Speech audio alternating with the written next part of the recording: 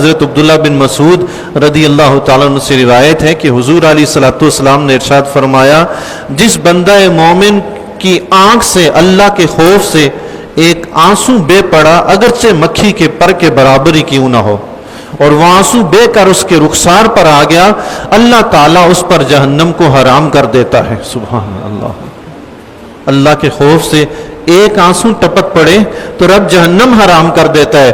اور بندہ اگر اپنے اندر خوف طاری کر لے نا اللہ کا، جہاں جائے وہ اللہ کا خوف رکھے کہ میرا رب مجھے دیکھ رہا ہے، تو وہ اللہ سے ڈرتے ہوئے ہر برے کام سے رکتا رہے، ہر نیک کرتا رہے۔ تو خوف والوں کے لیے تو اللہ تعالیٰ نے دو جنتیں تیار کر رکھی ہیں۔ سبحان اللہ، نہ صرف جہنم اس پر حرام کرتا ہے رب کائنات، جس میں رب کائنات کا خوف ہو، رب کائنات اس کو دو جنتیں عطا فرماتا ہے۔ وَلِمَنْ خَافَ مَقَامَ رَبِّهِ جَنَّتَانِ، جو رب کے حضور کھڑے ہونے سے ڈرتا رہا، اللہ نے اس کے لیے دو جنتیں تیار کر رکھی ہیں۔ سبحان اللہ۔ حضرت